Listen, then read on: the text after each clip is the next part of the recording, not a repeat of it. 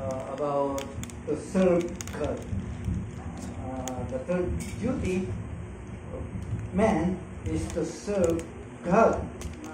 I hope na naalala po natin yung una na naging pinag-aralan po natin. Number one is to glorify God. The duty of man is to glorify God. Right? At yan po yung ating naging topic, naging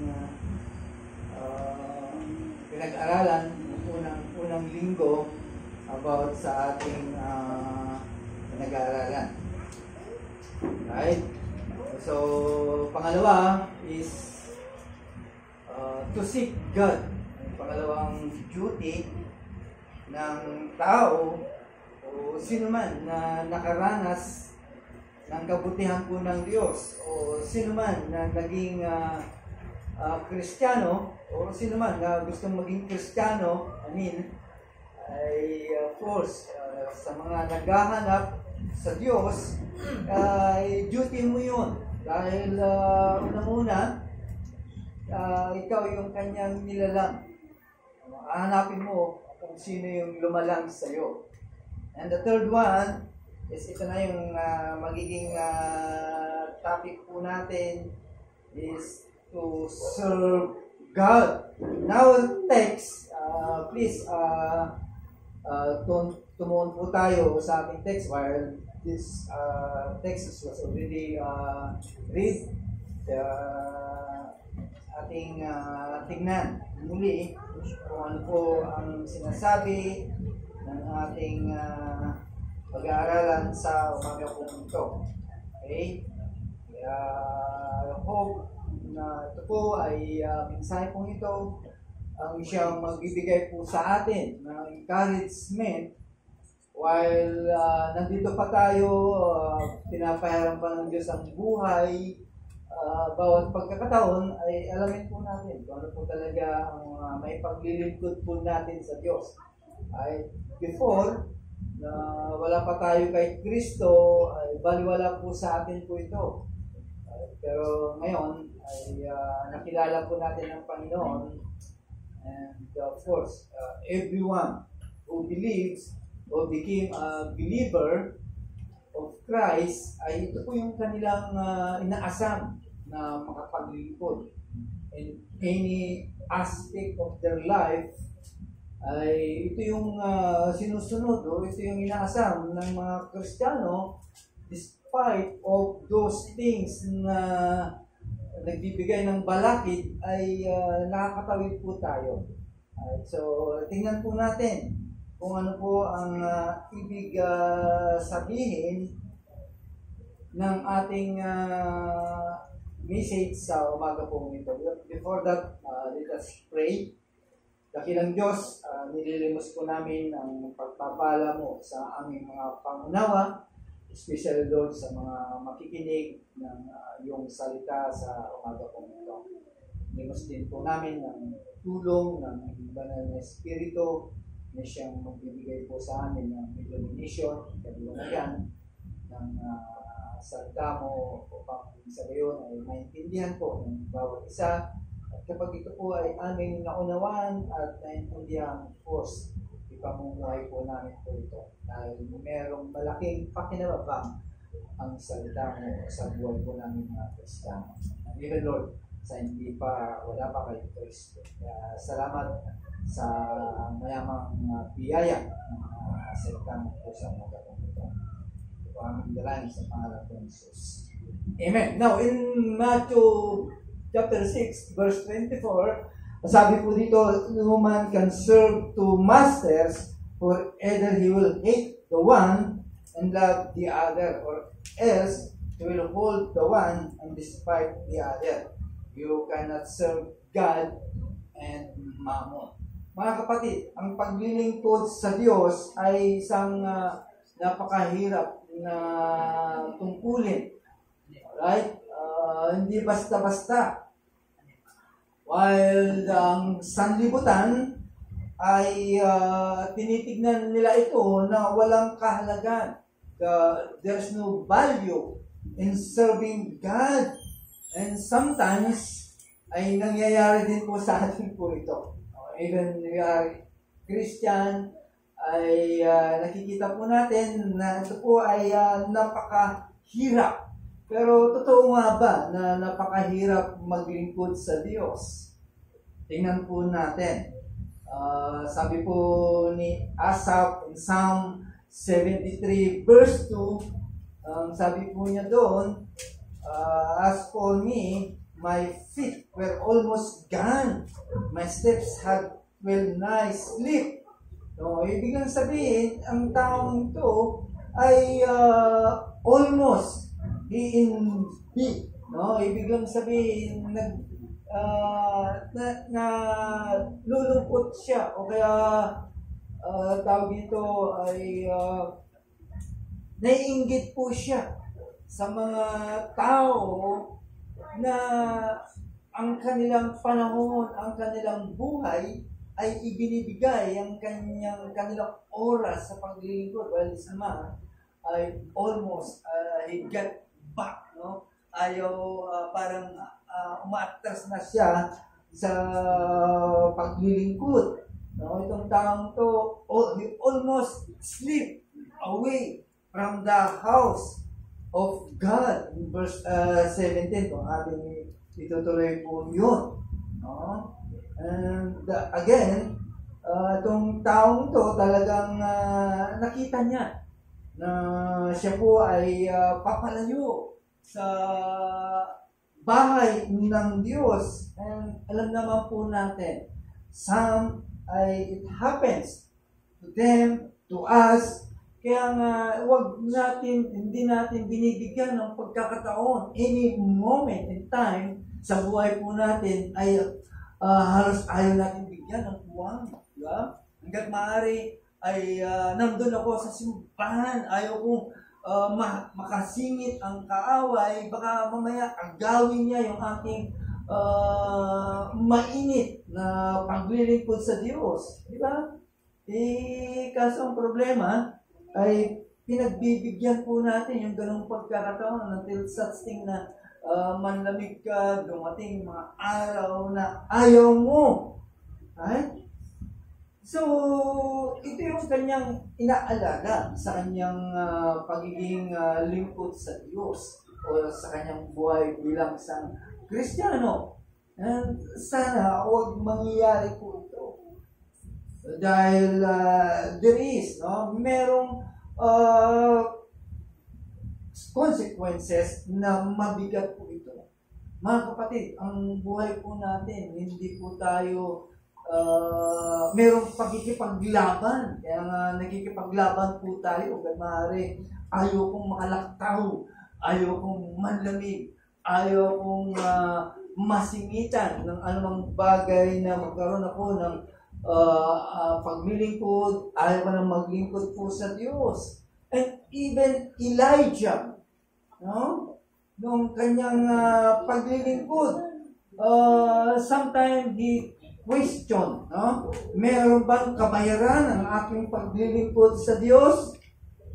Di ba? While this prophet man, he came, dumating po siya sa isang wilderness at siya po ay ayaw niya na.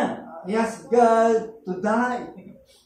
Meron ba naman Kristiyano na hihingi na lang kasi natatakot o nagsasawa na o ayaw niya nang maglingkod sa Diyos. That's why this man, a prophet, he asked God na to let him die o mamatay na po siya. Why? Because natatakot po siya kay Jezebel dahil gusto siyang patayin. No? Pero during that time, habang siya po ay natutulog, God sent an angel to him para gisingin po siya.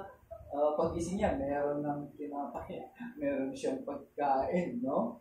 Imagine yung pag-aalala ni Elijah during that time. Pero nakita po niya na ang kanyang buhay ay meron andun ng Diyos. Kaya sometimes, ito yung nagiging dahilan na panlalamig ng Kristiyano dahil hindi makasabay because of needs sa kanilang mga buhay, mas mabuti na lang, no? Sa kanila na tumigil na lang because that time ay maaaring nagtatanong siya, where is God? O Elijah, where is my God whom I serve? Sometimes, ganun po yung mga nasa isip ng mga Kristiyano or even sa mga tao na seryoso din po sa kanyang buhay. Okay? So, today, ay makikita po natin how these people, kung paano nila ipinapakita ang kanilang paglilingkod sa Diyos. And there is a benefit in serving Him. Diba? Merong benepisyo. Akala natin wala. Siguro, kung ito yung magiging dahilan, o dahil merong benefits, kaya tayo naglilingkod. Pero dapat hindi yan ang makita po natin. Because kaya po tayo naglilingkod because gusto natin na pasubalian yung ginawa ni Kristo o ng Diyos sa buhay mo. Di ba? Yan yung gratitude na may bibigay po natin sa gumawa ng kabutihan po sa atin. Okay? That's why si Solomon, sa lahat ng mga bagay na ginawa niya sa buhay, o ikaw na nilikha ng Diyos sa pagkakataong nito, nagawa mo lahat. Nakita mo ba ang kalagahan po, no? Because si Solomon, nakita niya without serving God. And his conclusion sa buhay, imagine, vanity. All is vanity. Kaya kapag hindi ka naglingkod sa Diyos ngayon, tandaan mo, lahat po yan ay vanity. And decision of spirit. Di ba? Kaya nakikita po natin ang mga taong punto kung paano sila maglingkod. By the way, medyo tututok po tayo sa topic na to, sa message na ito. Hindi lang once, siguro takes 3 weeks para tingnan po natin ang lahat ng banda kung ano po ang mga magiging benefits po ng paglilingkod.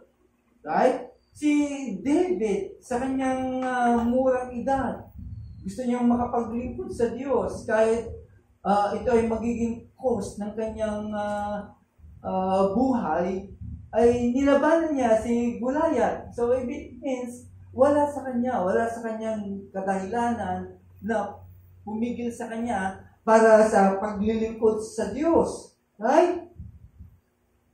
So, ibig lang sabihin, sa kanila, there is a cause. No? Merong kadahilanan. That's why God put you here.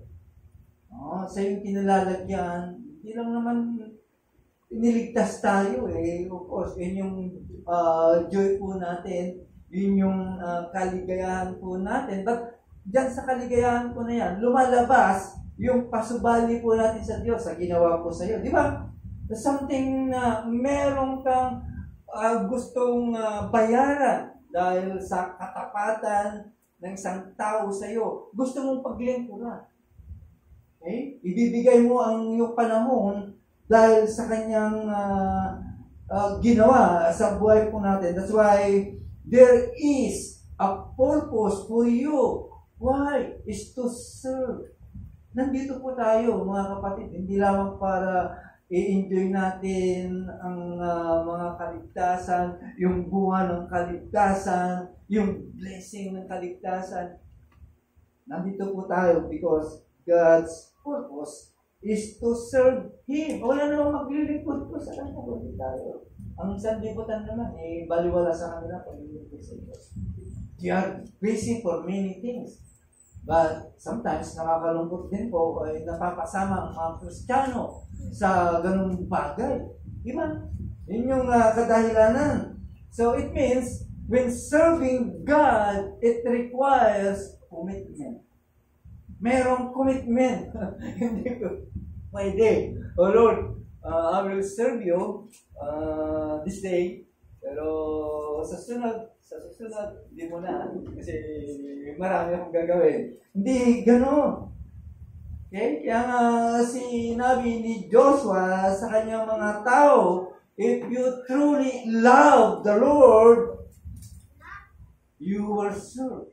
No. Kung mahal mo talaga ang Diyos, mahal mo talaga ang Diyos. Because siya yung gumawa ng paraan sa pamamagitan ni Kristo para manumbalik yung yung fellowship mo sa Diyos, yung stand mo sa Diyos, bumalik ang lahat ng iyon. No? So, ganoon ang pagtingin po natin, of course, mahal mo ang Diyos dahil sa kanyang ginawa. That's why, hamon niya. If you are truly love the Lord, talagang naranasan mo ang kabutihan ng Diyos sa buhay mo, what do you think? You will serve the Lord? Of course, kaya nga far from the of us. No? Dahil sa aming paglilingkod, sa aming Diyos-Diyusan, ay nakalimutan po namin yung tunay na Diyos.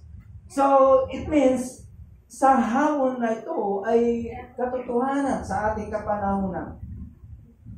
Ay, ito yung hamon. If you are truly love God, you will serve Him. Okay? Why? Because when we love God, we desire to return the love that God has shown to you. Di ba? Love begets love. Sabi ng sanlibutan. So ngayon, mahal ka ng Diyos. Imagine that. One. Sa dami ng tao, billion of people, ay nakasama ka. Nauna ka pa na ipinakita ng pagmamahal ko ng Diyos.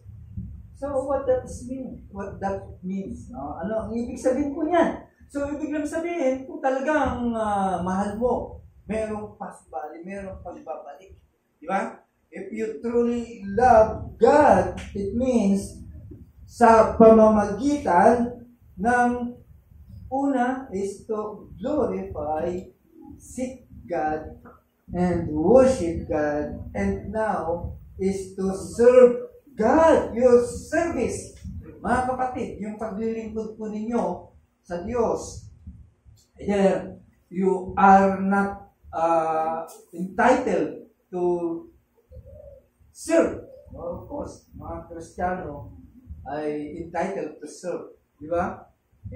Siyempre, kung sino yung nasasakupan, sino yung mga empleyado, sino yung mga tauhan, they are the right to serve. But for us, calling po sa atin po ito. No? It's a calling. It is a choice. Kaya nga, ang hamon niya, no? As for me, sa akin, para sa akin, sa aking pamilya, sa aking sinasakupan, maglilingkod kami sa Diyos. Wow! No? Yun yung napakasarap pakinggan. Kaya nakakaingit. No? This family, this group of people serving God. Diba? Maraming naingit po sa atin. Kaya lang hindi nila alam kung paano tayo gayahin, kung paano tayo sundin. Right? Kaya sa pamamagitan mo, malalaman nila kung bakit ka naglilingkod sa Diyos. By gratitude, no? Sa pagliligtas. Imagine, nabanggit mo sa kanyang kaligtasan. Yun na yung paraan para may serve mo sa Kanya or may share mo sa Kanya. Kaya, our choice, no? Our choice is to serve. Diba? Saan nakaugat yung choice mong iyan? Okay? Yung service mo sa Panginoon.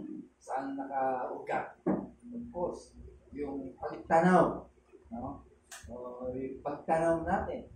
Kasi pagtanaw na lang kasi sa kalalagayan natin. Sino pang uhugot sa'yo sa kinasasadlakan mo. Diba? Na madilim na lugar o madilim na kalalagayan. Of course, ang ating Panginoon. Okay? Kaya yung pag-serve mo ay nakaugat through commitment. Commitment natin.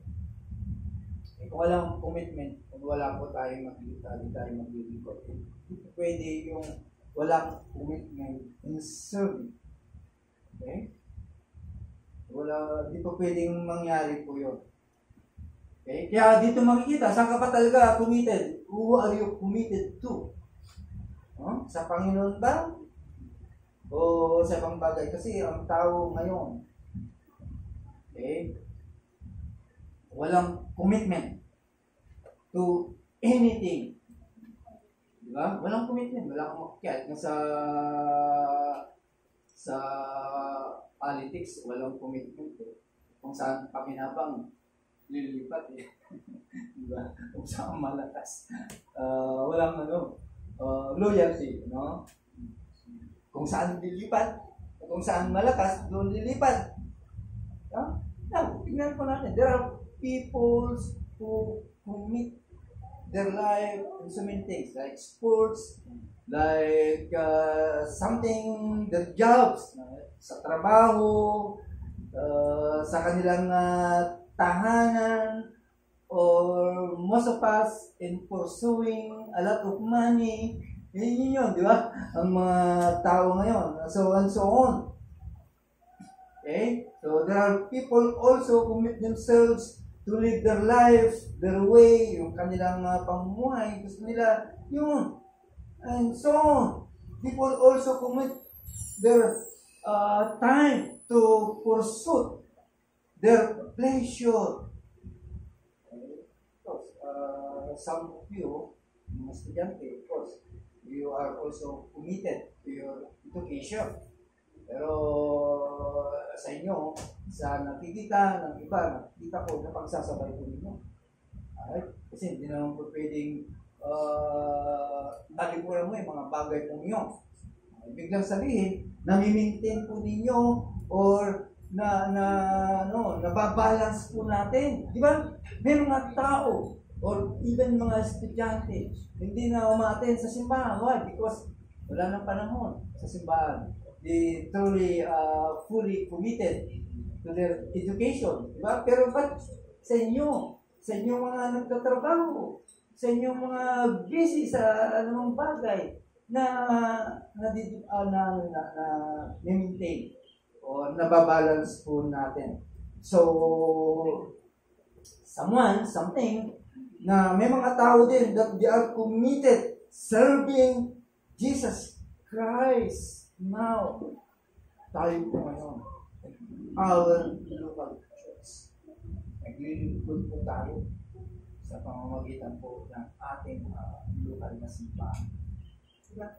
And that's a good thing. Pero ito yung nakakalungkot. Right? Ito yung malaking kalungkutan ng Sangka Kristyanon because people, they are not committed in eternal things. Wala. No? Hindi nila alam na meron palang pang-abang buhay na dapat i-commit mo ang sarili mo. Diba? Ito ang kalungkot. Okay? They are not committing their lives to the Lord. Yun yung malungkot sa buhay po natin. So the question is, what are you committed to? Right? Ano ba ang mas matimbang sa iyo? Okay? And tandaan po natin, mga kapatid, while you are committing yourself, pero tandaan po natin, serving God requires choices. Okay? Kailangan piliin mo. Dahil alam naman po natin, ang buhay ay punong-puno ng pagpili. Di ba? Pinili mo na dito ka sa simbahan because that's your lifetime choices. Di ba? Nandito ka. So, there are people na talagang ini-exercise po nila yung kanilang pagpili. That ay nasa kanila ang pagpili. Pero bilang mga tinawag o na-redeem, of course, our first choice is to serve the Lord. Diba? Kasi bakit mo nakita ko yun? Kasi wala akong makuha sa mga bagay kung saan i-commit ko ang sarili ko. Dito na lang. Mamaya makikita po natin what are the blessings for being committed. People, no? Mga Kristiyano, they invest their time, their life in serving God. So the choice, the most necessary in life, ito yung pinaka-importante na pinili mo sa iyong buhay. Ang paglilingkod. While some people invest their time, their life, running to, through, and through. Hindi mo makakita kasi walang commitment eh. Toes and through ang kanilang commitment. There is no direction in their life. But for you, choose this day. As you serve the Lord, merong direction. Okay? Merong direction ang iyong paglilingkod sa ating Panginoon. So the question is, what is your choice? Ano ang pipiliin mo ngayon? Sabi ni Joshua, choose this day. Dito ka ngayon sa simbahan o kahit nasaan ka man sa lupalop ng mundong ito, mamili ka kung sino ang paglilingkuran mo. Choose this day whom you will serve. Now, if your choice is to serve God, or your decision to serve God means, right? Ano ang ibig sabihin po nito? If you choose to serve God and not the world, okay? Well, ano bang requirements? Okay? Sa pagpili, of course, the choice must be made. So Joshua recognized that everyone serves someone. Right? Sa kanila, of course, bago nila sinabihan yung kanyang mga tao to serve the Lord, of course, nasa kanila na yung paglilingkod sa bawat isa. Doon napugat, doon nila natutunan ng paglilingkod sa bawat isa. So alam ni Joshua that time, kaya humihingi siya kung ano ang iyong mga choice. Hindi siya pinilit. Hindi niya pinilit ang mga taong pumunta. Walang persahan. Di ba? Yun nga. You have the liberty. You have the soul liberty. No? Kaya wala tayong nakita na pinersa ni Joshua ang mga taong ito. Okay? Basta ang panawagan, sino ang paglilingkuran mo? That's why choose you this day when you will serve.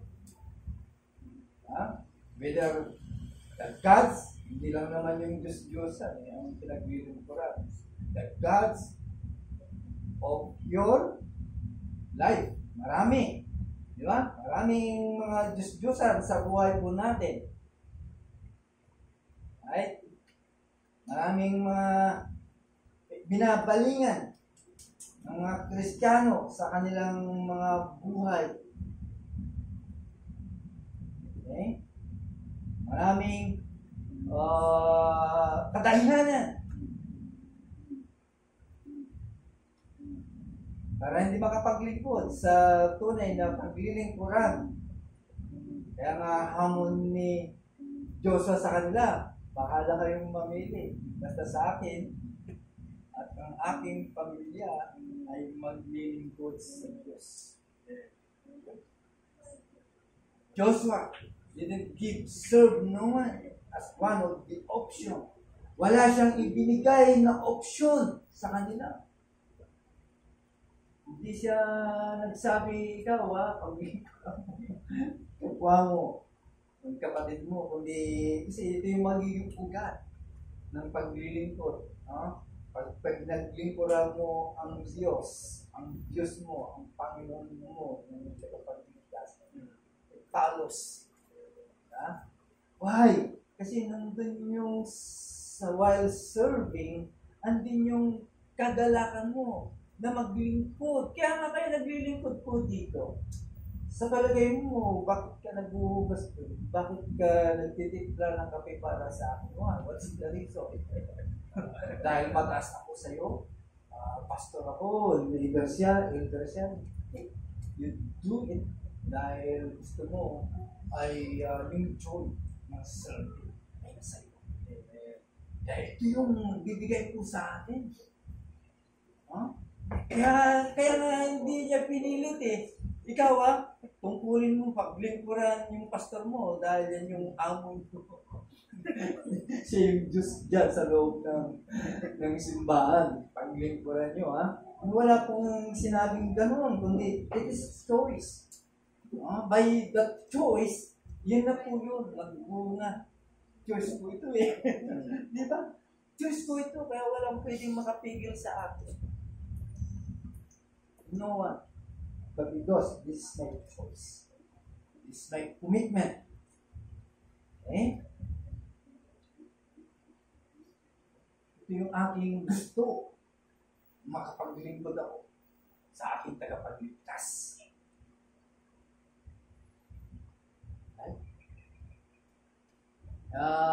Ang tanong siguro sa kanila o somewhere na tanong sa atin, sinong gusto mong paglingkuran? Ang Diyos o si Satanas? Okay? Why we choose to serve the Lord? Bakit? Ano ang kadahilanan? Bakit pinili natin ang Panginoon na sa ating paglilingkod? The word translated serve. Why we should choose to serve the Lord? Bakit pipiliin po natin na maglingkod sa ating Panginoon, sa ating Diyos? Because the word serve in Joshua chapter 24 ay ang ibig sabihin po nito is being devoted to. Magiging devoted ka. Okay? Kaya nga sabi niya, now therefore fear the Lord and serve Him in sincerity and in truth. That's why Joshua is calling the people to something greater na paglilingkuran mo. Rather, magkaroon ka ng half-hearted devotion. Diba pwede po yun? Kailangan mas mataas yung pagpili mo sa paglilingkod mo sa Diyos. At ito po ngayon ang nakakalungkot. There is a half-hearted devotion. At ito yung nakakalungkot na nagpapakita sa buhay ng lahat ng mga Kristiyano ngayon. Okay? Church people or preachers calling people to serve. Magkaroon ka ng serbisyo sa Panginoon. Okay? So I also, Joshua calling the people and calling us to a service for the Lord that involves ano bang nakapaloob sa service mo sa Panginoon? Ano ba nakapaloob doon? Bukod sa desire, commitment mo sa paglilingkod, there is involved there yung kanyang otoridad, yung kanyang ownership sa buhay mo. Yun ang dapat makita. Okay? By many elders, pastor, calling people, Christian, to stop the game. Tumigil ka na sa paglalaro.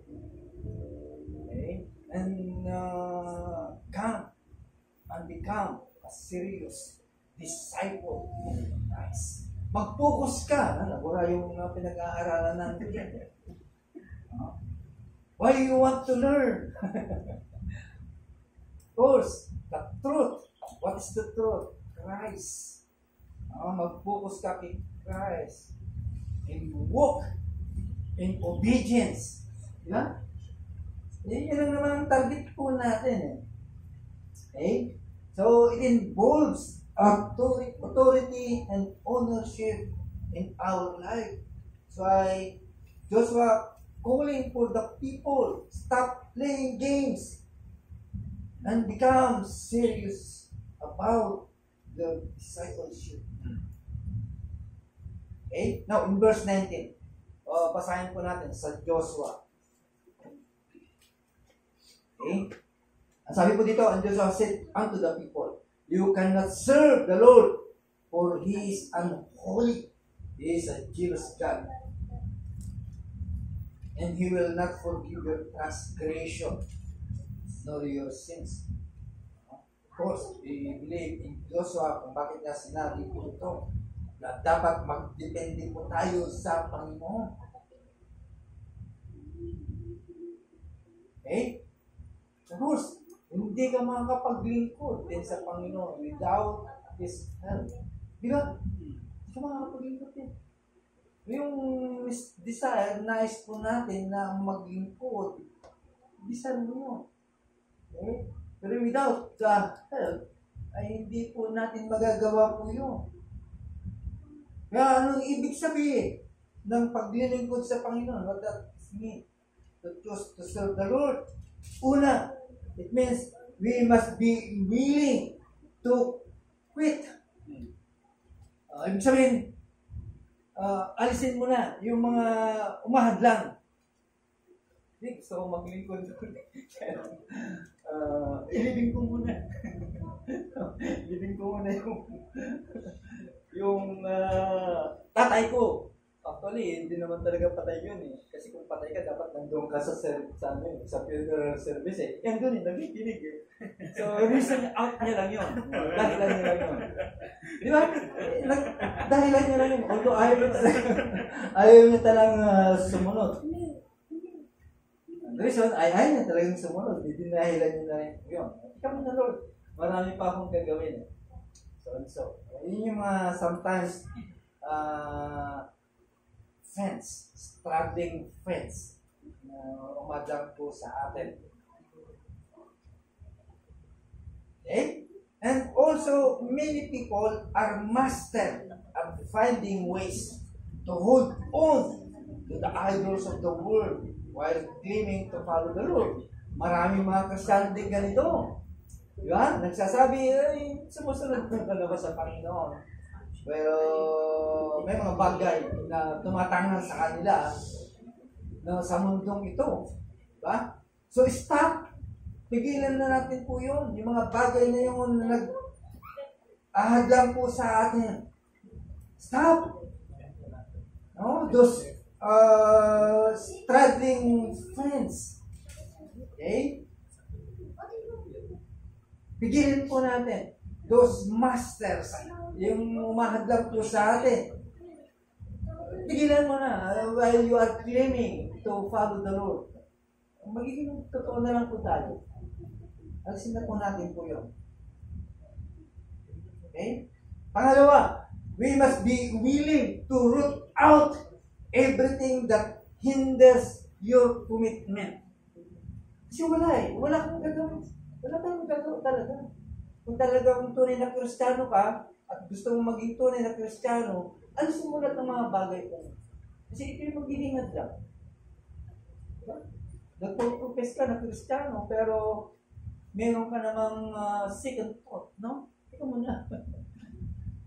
Hindi ako makawala. Hindi ako maka-alis dito. Problemang malaki po yan. So, we must root out everything na pumipigil sa iyong commitment. Okay? Kung talagang gusto mo magiging follower ni Christ, okay? You must be honest in your sin. Saan ito? Ay, alam mo yung mabuti na maglingkod sa Diyos. So, what's the kind of sin? This is the sin of commission. Diba? Alam mo na mabuti ang paglilingkod, pero hindi mo ginagawa. So, kailangan magiging tapat po tayo. Kaya mga kapatid, stop making excuses. Tigilan na po natin. Okay? Wala kang magagawa dyan. Kundi, you have to battle. No? Labanan mo yan. Hindi ka makakalis yan kung wala kang gagawin. Wala kang labor dyan. Tigilan mo na yan. No? Sayang naman ang pagiging Kristiyano natin kapag tayo po ay nahagdanan ng mga excuses. Okay? So it means, ang mga bagay pong ito, it will eliminate in our life to draw us more near. Ito yung mga bagay na nagpapahiwalay sa iyo sa paglapit mo sa Diyos. At ito rin yung dahilan para magiging malayo ka. Kaya dapat pagbayaran mo, pagsikapan mo, what may be painful it might be. Diba? Maging masakit man yan. Gawin mo. Hindi tayo, Kristiyanong simple. While we are going to transform and reform, mga kapatid, mabigat po ito. Wala pa tayo sa 1/4. Nasa kalungkingan pa lamang po tayo. At tapos makikita po tayo ng mga ganito. Our commitment, our count. Our count. Kaya kailangan ma-reform po tayo. Hindi lang tayo ma-reform sa theology, ma-reform ka sa sarili. So we must be sick a positive influence. Okay? Kailangan magiging positive kaysa naman ma-influence ka ng sanlibutan. By the way, kapag nanatili ka sa ganyang kalalagayan, talagang ma-influence ka ng sanlibutan. Okay? Lalayo at lalayo. So this is a call. Those who follow Christ must be willing, to stand up. Focus tayo kay Christ. And confront sinful behavior. Kailangan mas ma-confront na natin mga ito. Huwag natin pababayaan, mga kapatid. Ito yung magiging gano'n. We must resist. Lahat ng mga bagay pong ito ay kailangan po natin kontrahin. Okay? Huwag natin pababayaan yung mga bagay kung saan umuhol pa, nagkukulit po tayo, that some people, akala nila kabanalan, ganun nila. No. Pagiging Kristiyano, ganun nila.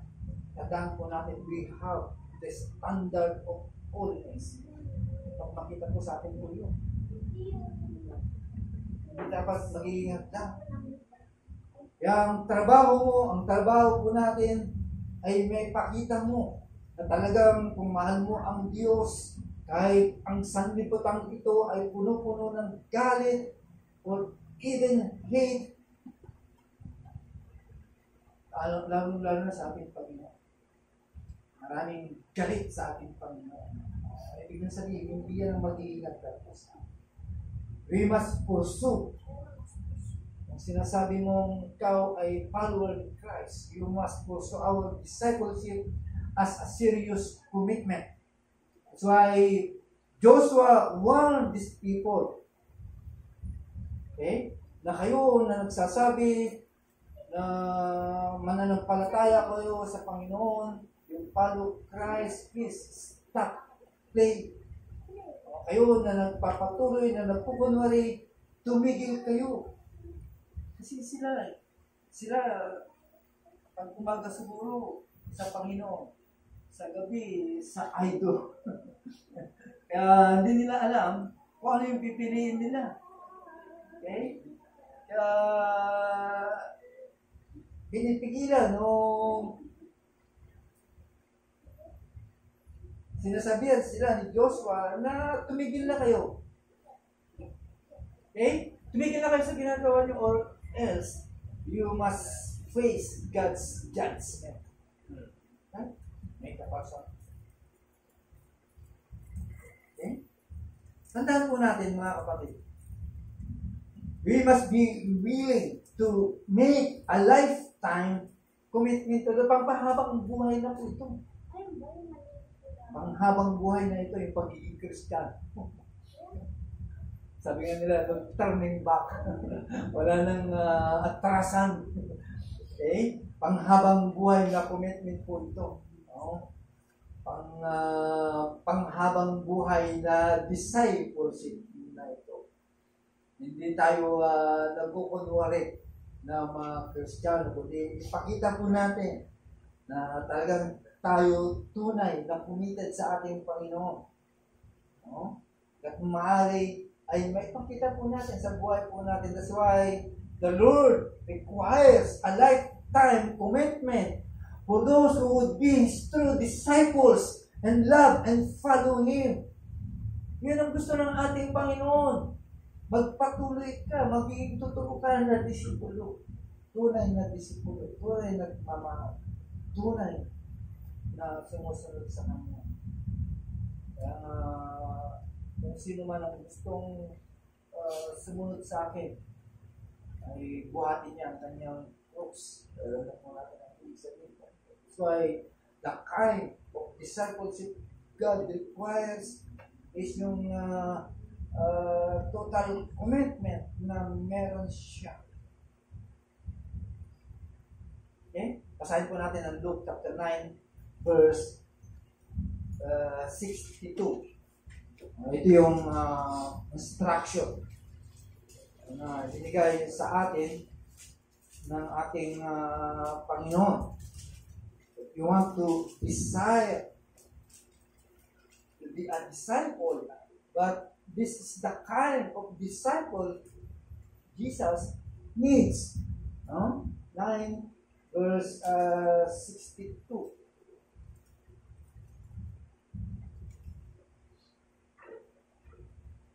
Jesus said to him, "No one who puts his hand to the plow and looks back is fit for the kingdom of God."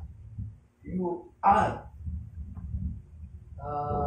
nakatalaga ka sa the kingdom of God. You are destined in the kingdom of God. Kaya wala sino man na nagbaba out tumitingin sa kaya tayo ay patuloy na inaaral po natin. Kaya tayo nagpapatuloy. Dahil yun po yung mark ng isang Kristiyano patungo to that kingdom. Kaya ito yung instruction ng ating Panginoon para sa atin.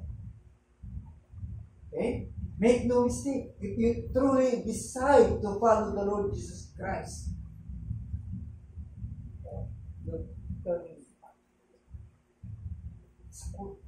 anawagan po ito.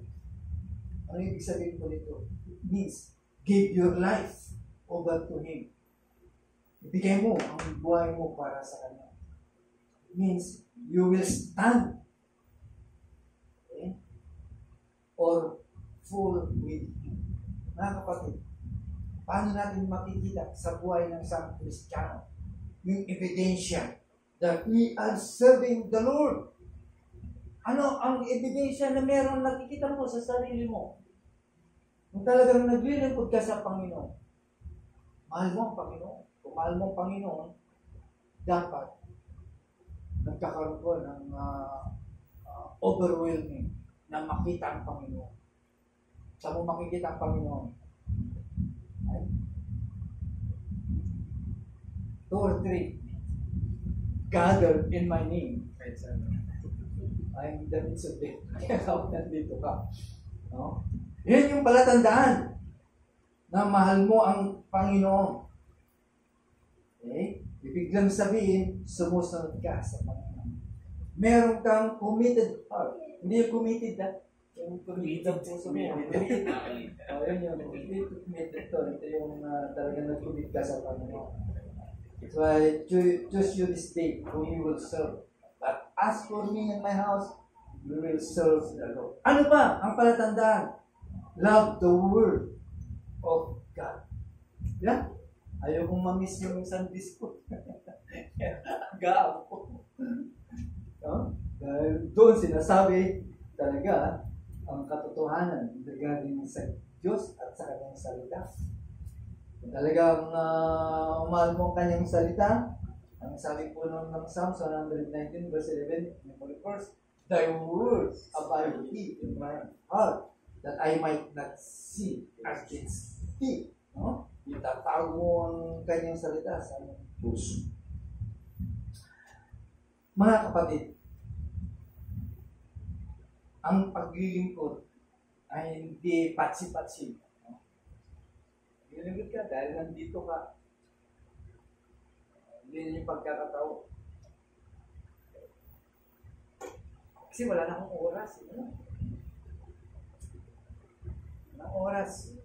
Kaya nga tayo binigyan ng sapat na oras. Kasama po yun sa dili ng ating Panginoon. Bigyan po tayo ng sapat na oras para makapag-ikot po tayo. Okay? So, ano ang mangyayari pag ang isang tao ay totally committed to the Lord? Ano po na? What could God do in truth? Ano magagawa ang Diyos ang ating Panginoon?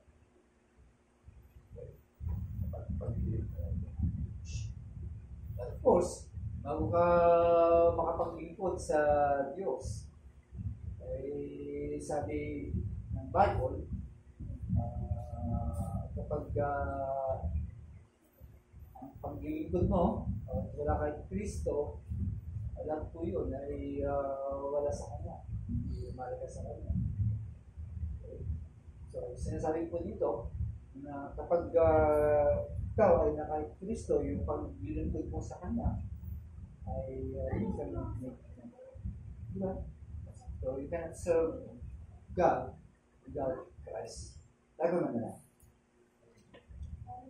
Salamat po Diyos sa mensahe na napakinggan. Salamat po sa pagkat binuksan mo ang pintuan ng paglilingkod sa bawat isang pusa.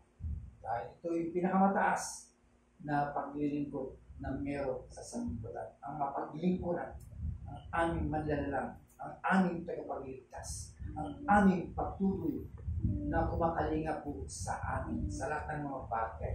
Wala nang iba pang paglilingkuran po Diyos. So I we choose to serve you. Kasama po ang buong simbahan at ang buong pagkakas. Maraming salamat sa mga ito. Maraming salamat sa